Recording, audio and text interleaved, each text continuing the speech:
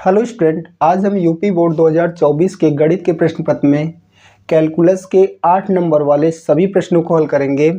तो उसमें से पहला क्वेश्चन है जो कि क्वेश्चन नंबर 8 है और 8वें का पहला क्वेश्चन है, अवकल समीकरण को हल कीजिए। क्लियर। अवकल समीकरण दे रखा है dy by d x plus y upon x is equal to x square, जब x इज इक्वल टू 1 तो y इज इक्वल टू 1। कहने का मतलब ये है कि हमें इस अवकल समीकरण को हल करना है x इज इक्वल टू 1 और y इज इक्वल टू 1 पर। तो चलिए हल करते हैं। तो सबसे पहले हम क्वेश्चन को लिखते हैं dy by d x plus y upon x is equal to x square, या इसे हम ऐसे भी लिख सकते हैं dy by d x plus 1 upon x into y is equal to x square. Clear. आपको याद होगा कि ये जो समीकरण है वो dy by d x plus p y is equal to q रैखिक अवकल समीकरण के रूप का है। मतलब ये अवकल समीकरण इस रैखिक अवकल समीकरण के रूप का है। अगर हम इस अवकल समीकरण का इस रैखिक अवकल समीकरण से तुलना करेंगे तो देखिए p के जगह पे 1/x लिखा हुआ है और y के जगह पे y लिखा हुआ है, तो p की वैल्यू हमें मिल जाती है 1/x, और इस तरफ देखें तो q के प्लेस पे लिखा हुआ है एक्स स्क्वायर, तो q की वैल्यू हमें मिल गई एक्स स्क्वायर। ठीक है। तो p और q की वैल्यू निकालने के बाद इसको सॉल्व करने के लिए हमें निकालना होता है समाकलन गुणांक, समाकल गुणांक। तो चलिए समाकल गुणांक निकालते हैं।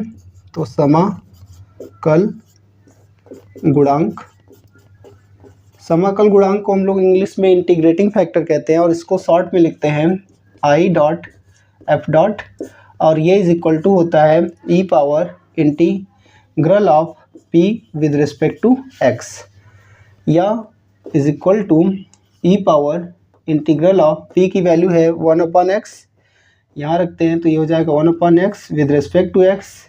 फिर इसे आप सॉल्व करेंगे तो ये हो जाएगा integrating factor is equal to e power, ठीक है, और 1/x का जब आप समाकलन निकालेंगे तो ये हो जाएगा log x बेस e।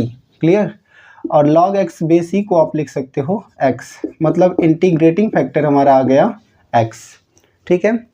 अब इस अवकल समीकरण का हमें सॉल्यूशन लिखना है। तो अवकल समीकरण का सॉल्यूशन होता है, मतलब अवकल समीकरण का हल होता है, अवकल समीकरण का हल होता है, ठीक है, y into integrating factor is equal to integral of q into integrating factor with respect to x plus c। ठीक है।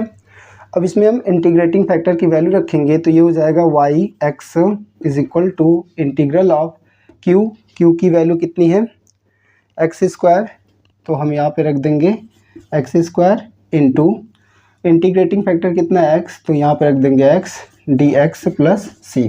क्लियर।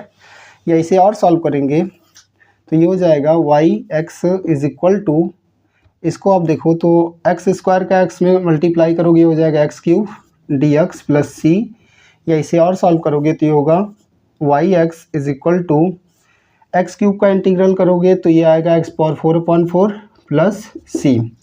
क्लियर। ये आ गया। अब इसमें हम क्या करते हैं, अब इसमें x इज इक्वल टू 1 और y इज इक्वल टू 1 रखते हैं। तो x इज इक्वल टू 1 तथा y इज इक्वल टू 1 रखने पर, जब आप इसमें y इज इक्वल टू 1 और x इज इक्वल टू 1 रखोगे तो ये हो जाएगा 1 into 1 is equal to 1/4/4 plus c, या फिर इसे हम लिख सकते हैं 1 is equal to 1/4 plus c। 1/4 को इधर लाओगे तो ये हो जाएगा 1 minus 1/4 is equal to c, या इसको सॉल्व करोगे तो ये हो जाएगा 4 का 1 में गुणा करोगे 4 और 4 में से घटाओगे 3, तो ये आएगा c बराबर 3/4। ठीक है। अब इस c बराबर 3/4 को अगर हम इसको इक्वेशन नंबर 1 मान लें तो समीकरण 1 में रख दोगे, तो यहाँ रखोगे आप c का मान समीकरण 1 में रखने पर। ठीक है। जब इस c के मान को आप समीकरण 1 में रखोगे तो अवकल समीकरण का हल हो जाएगा y x is equal to x power 4/4 plus 1/4 sorry 3/4।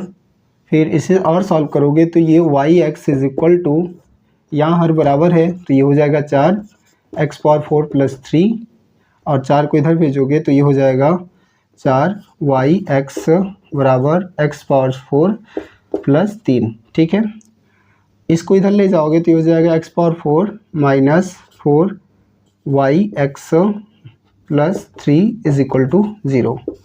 और ये हो गया दिए हुए अवकल समीकरण का हल। ठीक है।